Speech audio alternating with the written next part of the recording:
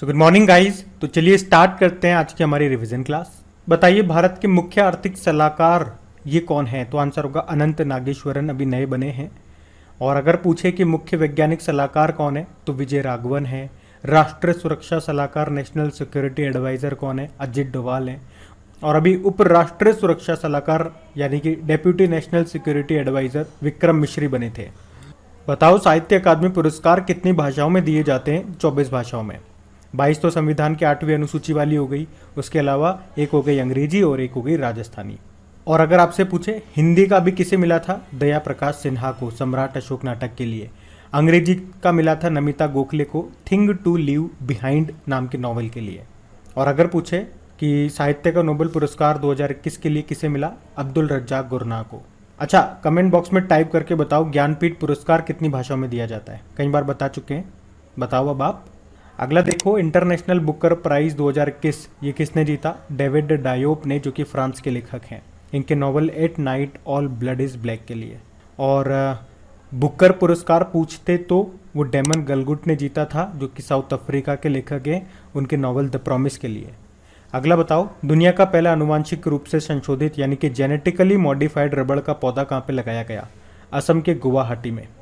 और इसे कहाँ पे तैयार किया गया था? भारतीय रबड़ अनुसंधान संस्थान में। तो प्रश्न तो यहाँ से भी तैयार हो गया ना कि ये भारतीय रबड़ अनुसंधान संस्थान कहाँ पर है? केरल में। चलो आप तो ये बताओ, अभी किसे अंतरराष्ट्रीय रबड़ अध्ययन समूह का नया अध्यक्ष बनाया गया? तो आंसर हो जाएगा KN राघवन को। और ये अंतरराष्ट्रीय रबड़ अनुसंधान समूह का हेडक्वार्टर कहाँ पर है? मुख्यालय कहाँ पर है? सिंगापुर में। अच्छा, अभी ऑस्ट्रेलियन ओपन 2022 में मेन सिंगल का टाइटल किसने जीता?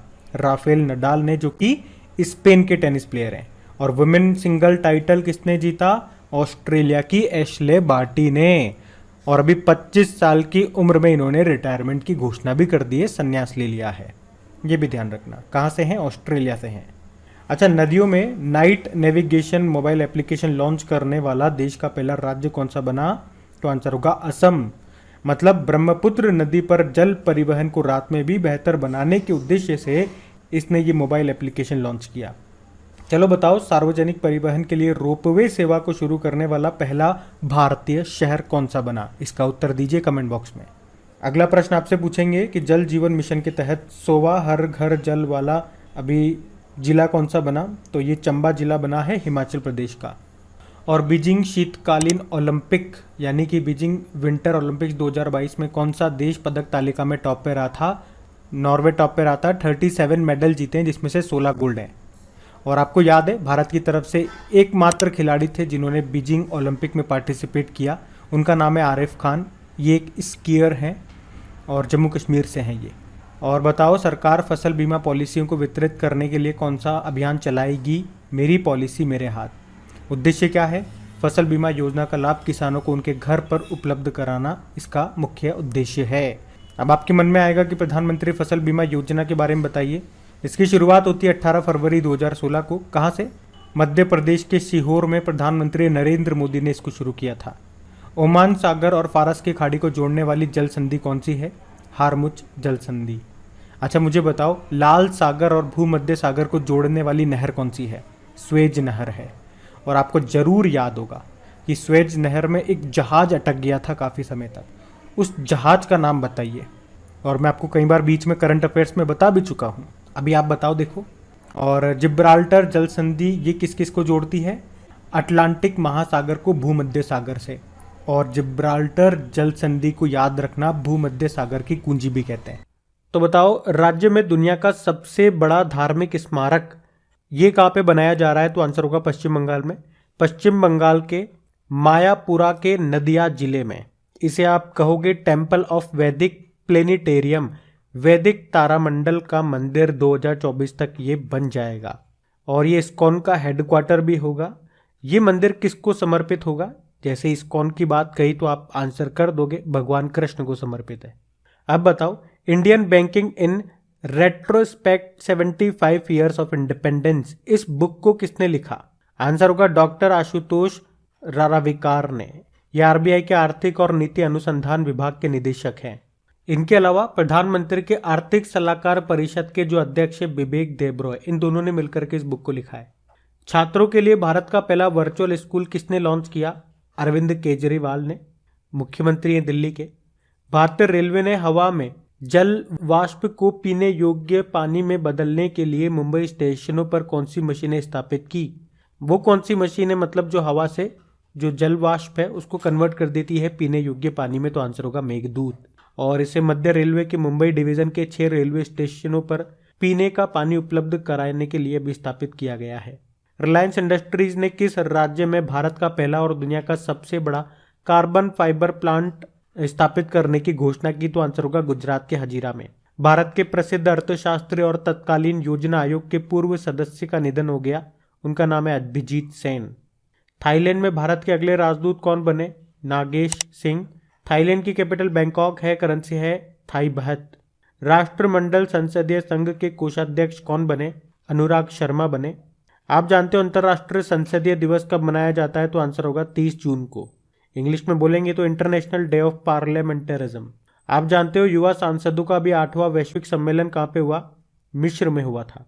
और किस देश के पूर्व राष्ट्रपति मिखाइल गोर्बाचेव का निधन हो गया? ये यूएसएसआर के थे, यूएसएसआर के अंतिम नेता थे ये, और 1990 में इनको नोबेल शांति पुरस्कार भी मिला था। अब बताओ 67 फिल्म फेयर पुरस्कार 2022 में बेस्ट एक्टर का अवार्ड किसे मिला? रणवीर सिंह को मिला था उनकी फिल्म 83 के लिए। बेस्ट एक्ट्रेस थी कृति सैनन मिम्मी नाम की मूवी के लिए, और बेस्ट फिल्म रही थी शेरशाह। अगली शीट देखते हैं। चलो बताओ किसने विनाइल के बैनरों पर प्रतिबंध लगा दिया? तो आंसर होगा आंध्र प्रदेश ने। अच्छा, अगर मैं आपसे पूछूं international plastic bag free day ये कब मनाते हैं? तो आंसर करना 3 जुलाई को। और अभी सिंगल यूज प्लास्टिक बायबैक योजना को शुरू किया था हिमाचल प्रदेश सरकार ने। वैसे भारत में सिंगल यूज प्लास्टिक को कब से बैन किया गया? 1 जुलाई 2022 से। अगला है 1 सितंबर 2022 को किसके खिलाफ भारत का पहला टीका लॉन्च किया गया? Cervical cancer. आकाशवाणी के समाचार सेवा प्रभाग का महानिदेशक कौन बना? डॉक्टर वसुधा गुप्ता। किस देश के ऑलराउंडर कॉलिन डी ग्रैंडहोम ने अंतर्राष्ट्रीय क्रिकेट से संन्यास ले लिया? न्यूजीलैंड। किस शहर में होम्योपैथी के गौरव के लिए विश्व स्वास्थ्य शिखर सम्मेलन का पहला संस्करण आयोजित किया गया? दुबई। और भारत का पहला पशु स्वास्थ्य शिखर सम्मेलन ये भी हुआ था कहाँ? नई दिल्ली में। ये नई दिल्ली में हुआ था। वर्ल्ड होम्योपैथी डे आप जानते ही हो, हम 10 अप्रैल को मनाते हैं। बताओ ओएनजीसी के अंतरिम अध्यक्ष कौन बने? राजेश कुमार श्रीवास्तव। किनकी जगह आई ये? ओएनजीसी की जो पहली महिला अध्यक्ष बनी थी ना, अलका मित्तल, उनकी जगह। अब बताओ राष्ट्रीय पोषण सप्ताह, पोषण माह हम आप जानते हो सितंबर को मनाते हैं, तो राष्ट्रीय पोषण सप्ताह याद रखना, इसका स्टार्टिंग का जो वीक होता है 1 से लेकर 7 सितंबर तक। और विश्व जल सप्ताह यह अगस्त का आखिरी वीक होता है। अब बताओ एथलेटिक्स फेडरेशन ऑफ इंडिया ने देश की महिला एथलीटों का समर्थन करने के लिए अभी समझौता किया था किसके साथ? HSBC इंडिया के साथ, जिसका हेडक्वार्टर मुंबई में है। इसके सीईओ हितेंद्र दवे हैं। किस भारतीय स्प्रिंटर ने 100 मीटर रेस में एक नया नेशनल रिकॉर्ड बनाया? तो आंसर होगा अमलान बोरगोहेन ने, असम की है ये। अच्छा, इसी तरह से आपको भगवानी देवी का नाम जरूर याद होगा, इनका नाम न्यूज में था। इनकी उम्र 94 ईयर है और अभी फिनलैंड में 100 मीटर स्प्रिंट इवेंट में गोल्ड जीत करके आई थी ये। अब बताओ चुमंग लीला महोत्सव ये कहाँ पे मनाया गया था? तो आंसर होगा मणिपुर में। मणिपुर में शिरुई लिली महोत्सव भी होता है। अब हम कल के करंट अफेयर्स को रिवाइज करने वाले हैं, लेकिन एक बार फिर से आपको बता दूं, एक बार नीचे देखिए, ये जो लाइक का बटन होता है आपने उसको दबा तो दिया है ना, क्योंकि आप लोग भूल जाते हो, इसलिए मुझे याद दिलाना पड़ता है। तो नहीं प्रेस करा तो प्लीज लाइक कर दो अगर अच्छा लग रहा है सेशन तो। बाकी आप जानते ही हो पूरी मेहनत मेरी तरफ से रहती है। अगर पहली बार आप वीडियो को देख रहे हैं तो आपको ये भी बता दो, आपकी जो क्रेक एग्जाम एप्लीकेशन है उसे जरूर से इंस्टॉल कर लेना, क्योंकि उसमें आपको डेली करंट अफेयर्स की वीकली वाली मंथली वाली क्विज तो मिलती ही है। हमने 2 नई क्विज भी स्टार्ट करी है, जिसमें मॉर्निंग में आपको डेली 10 स्टैटिक क्वेश्चंस मिलेंगे क्विज की फॉर्म में, और वो कौन से क्वेश्चंस होंगे, वो स्टैटिक कहाँ से लिए जाएंगे? करंट अफेयर से ही लिए जाएंगे। अगर कोई ऑर्गेनाइजेशन, अगर कोई संस्था, अगर कोई व्यक्ति या अगर कोई ट्रॉफी, इस तरह की कोई भी चीज अगर करंट अफेयर्स में चल रही है तो वहीं से स्टैटिक निकाल करके इस क्विज में डाले जाते हैं। तो वो मोस्ट इंपॉर्टेंट क्विज होती है, जरूर लगाना। शाम के वक्त जनरल साइंस की क्विज अपलोड होती है आपकी, और उसमें वो सभी क्वेश्चन रखे जाते हैं खास तौर पे जो आपके प्रीवियस ईयर किसी न किसी एग्जाम में पूछे गए हैं। तो दोनों जो क्विज है वो मोस्ट इंपॉर्टेंट है, डेली लगाते रहो। साथ के साथ ये भी कोशिश करते रहो बीच में समय निकाल करके, जैसे मान लो 10-11 क्विज पे आ गए हम, 10वां सेट चल रहा है आपका, तो पीछे का भी रिवीजन करते रहा करो। बीच में कोई से भी क्विज उठा लो, उसको भी लगाते रहो, चेक तो करो कि भूल तो नहीं जा रहे हो। तो भूलना ना भूलना, ये प्रैक्टिस से ही होएगा और वो आप ही को करनी पड़ेगी। चलो अब हम कल के करंट अफेयर्स को रिवाइज कर लेते हैं। तो बताइए, देश के स्टील मैन के नाम से प्रसिद्ध किस व्यक्ति का भी निधन हो गया? तो आंसर होगा जमशेद जे ईरानी का। बताओ, उत्तर भारत के पहले डाटा सेंटर का उद्घाटन कहाँ पे किया गया? तो आंसर होगा ग्रेटर नोएडा में।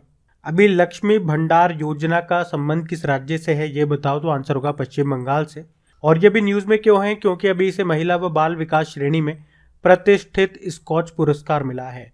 अगला बुक का प्रश्न है, Delhi university celebrating 100 glories year नाम की बुक को किसने लिखा? तो हमारे पेट्रोलियम मंत्री हरदीप सिंह पुरी ने। किसने डिजिटल रुपए के लिए एक पायलट प्रोजेक्ट लॉन्च किया? तो आंसर होगा आरबीआई ने। आरबीआई स्थापना होती है 1 अप्रैल 1935 को। इसकी स्थापना किस समिति की सिफारिश पे की गई थी? तो यंग हिल्टन समिति। और इसका मुख्यालय आपको मुंबई में मिलेगा और इसके अध्यक्ष हैं यानी कि गवर्नर है शक्तिकांत दास, 25वें नंबर के हैं। अब बताओ, विश्व शहर दिवस ये कब मनाया गया?